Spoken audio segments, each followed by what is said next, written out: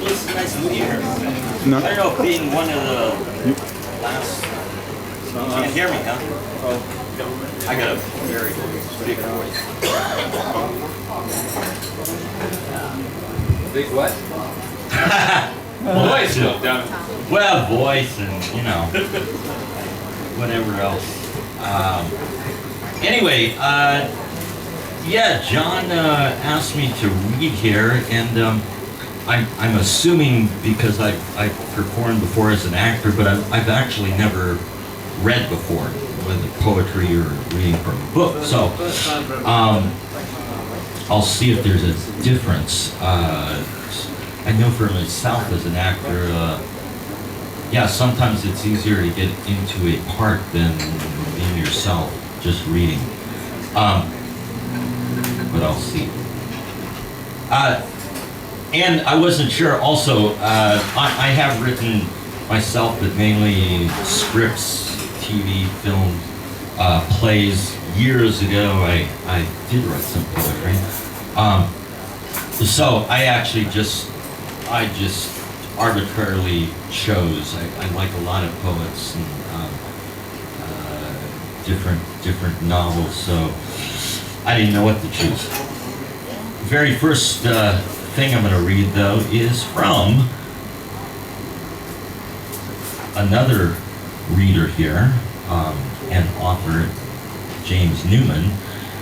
So I'm going to read a small portion from James Newman's Red Night Zone. The hotel was guest-friendly with hourly rates and had enough room to swing a cat if it were a small cat and you wanted to swing it. The bed had seen more action than Arnold Schwarzenegger, and the chair had seen more assholes than a retired proctologist had. Tour brochures labeled the room mid-range. Joe had forgotten most of the weeks and months that he'd been living in that mid-range hotel. The Red Night Zone, a maze of neon reds, pinks, and blues, knots of snakes, nests of rats, plagues of cockroaches, dishonest guides, backstabbing bar girls, temperamental taxi drivers, and murderous market traders. Monsters intent on steering the uninitiated into disasters and despair, funneling the lost into their own dark disillusions. Joe Dillon, lamp boy, shepherded the weak and vulnerable away from the darkness. That was the idea. Ideas were like raindrops. Cases fell from the sky and landed with a thud. He picked them up and looked at them. He dug about in vice and got a nose for it. He was a fraud investigator turned private asshole.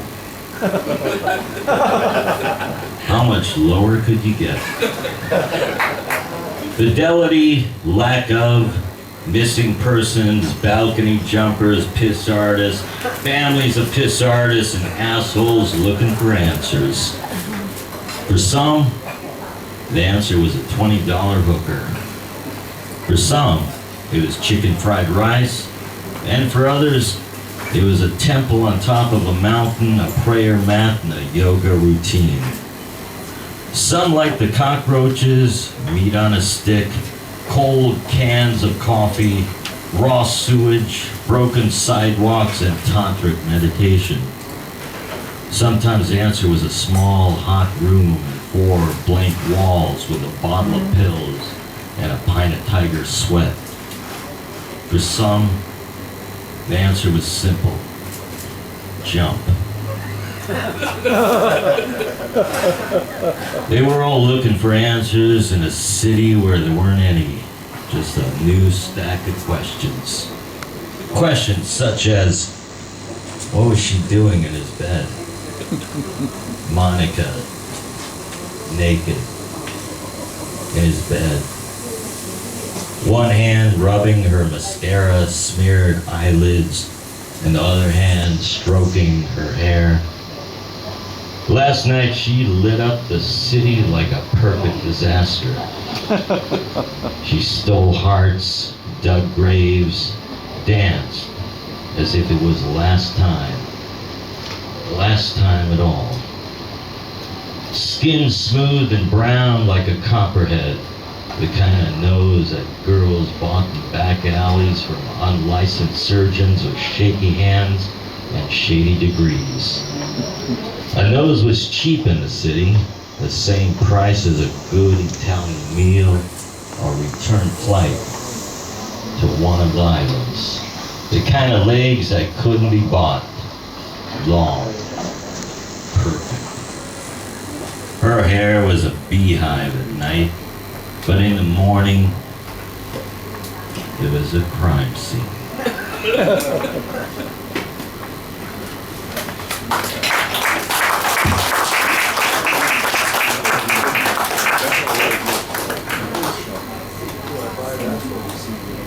That was from James Newman. Thank you. Good stuff. Yeah.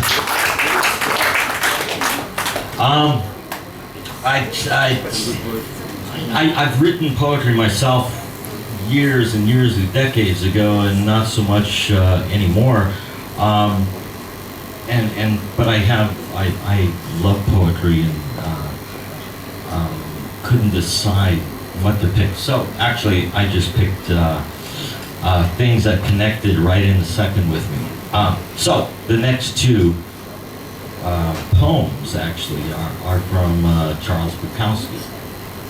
And this one actually I connected to only because in the 80s, years ago, I had a very psychotic ex-Swiss girlfriend who stole a bunch of my poems, amongst other things. So when I saw this from Charles Bukowski, it really hit, which the title is To the Whore Who Stole My Poems. Took my poems, sorry.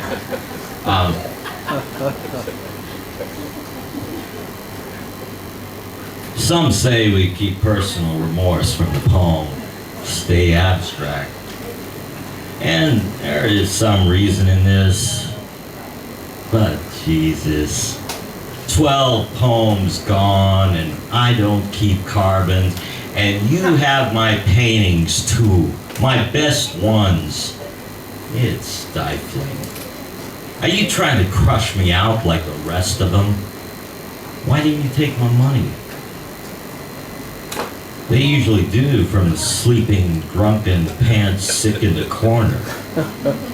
Next time, take my left arm or a 50, but not my poems. I'm not Shakespeare, but sometimes simply there won't be any more, abstract or otherwise. There'll always be money and whores and drunkards down to the last bomb. But as God said, crossing his legs. I see where I have made plenty of poets, but not so very much poetry.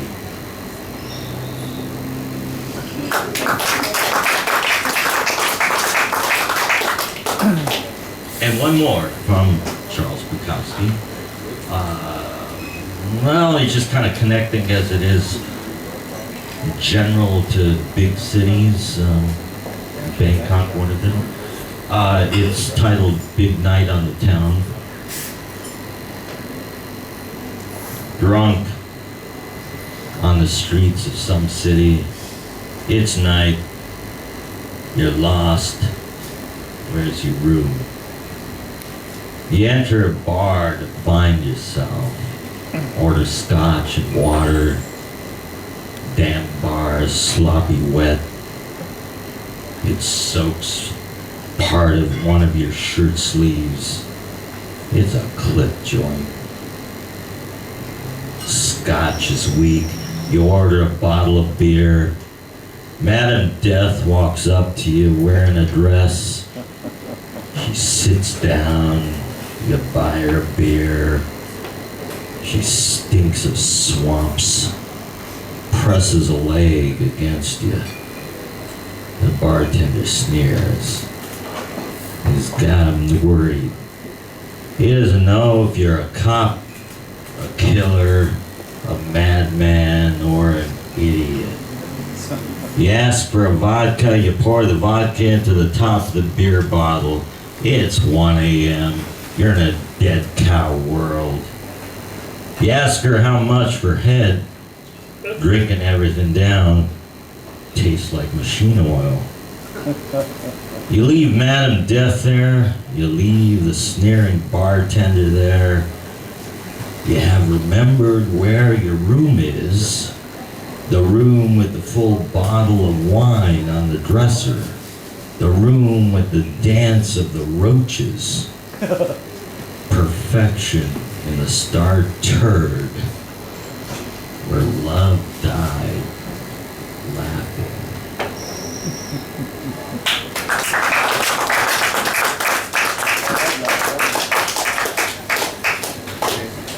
And when John called me to ask me if I would, or actually messaged me, asked me to do this, I had no idea what I was going to do, so I asked him to send me some of his poetry. So I thought I would do one of his poems. And actually, yeah, I'm not sure. I've actually never done this. So I don't know if with music it works or not, but I'd like to try it. Music. Razzle dazzle. And razzle dazzle 'em. Yeah. Kid is special. Yeah. I have no idea.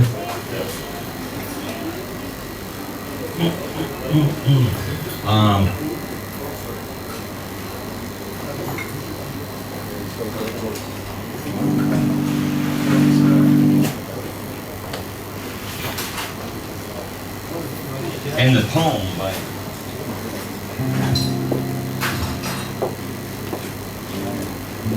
no idea what I'm doing.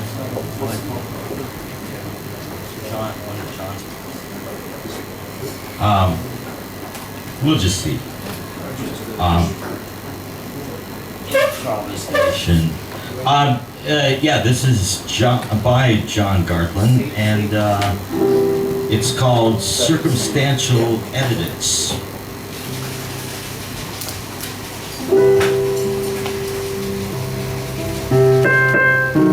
You have your coordinates and know precisely your destination. It is election time, and in the street of the plastic surgeons, posters of men in white uniforms and fixed grins flap in unison. This is a one-way street, and a U-turn evokes serious penalties. Traffic proceeds at breakneck speed through the great arch of autocracy.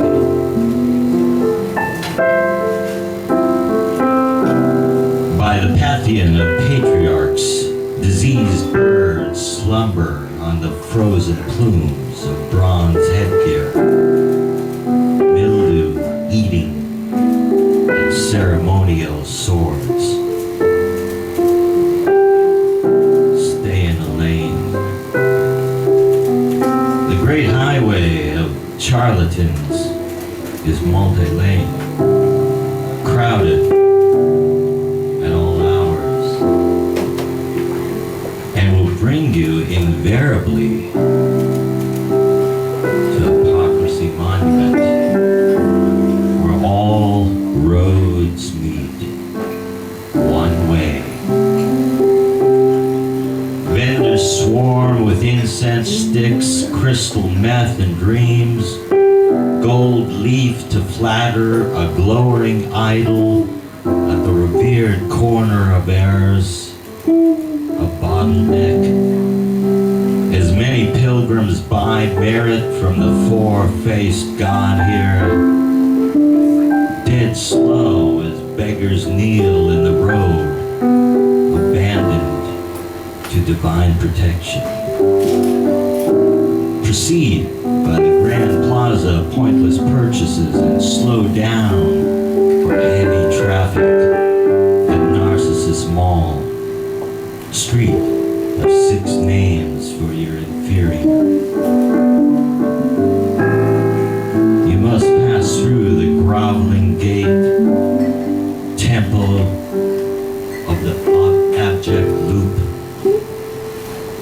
This is street of 6 titles for your superior, leading to the Institute of Impregnable Ignorance, graced with a royal charter. Take a ride on the grand drive of distracting flags to the causeway of embalmed kings.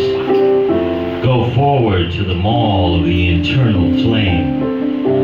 At karaoke heaven, superlative banality may cause your ears to bleed. Exhilarate away.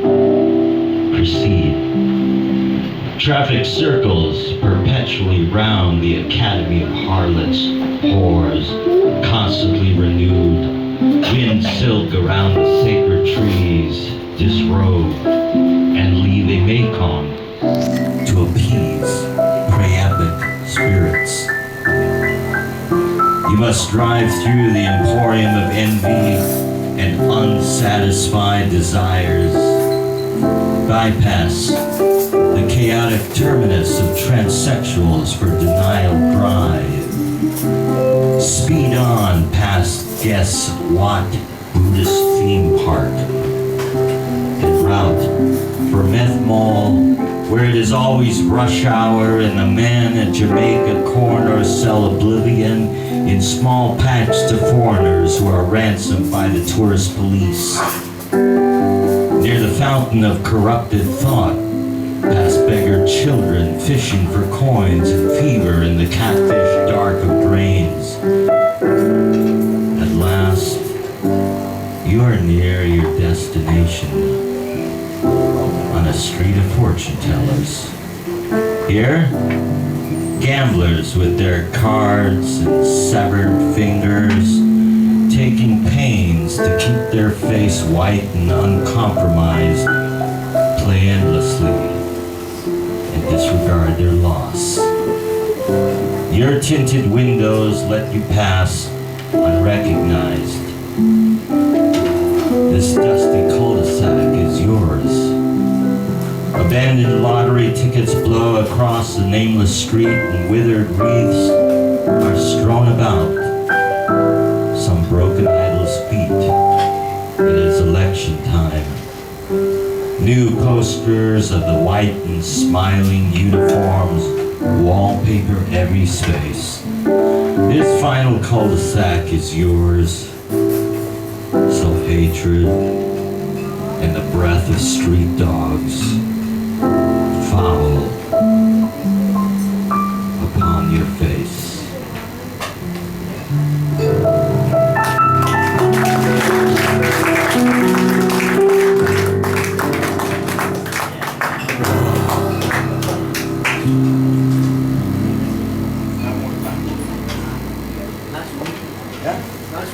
Okay, good.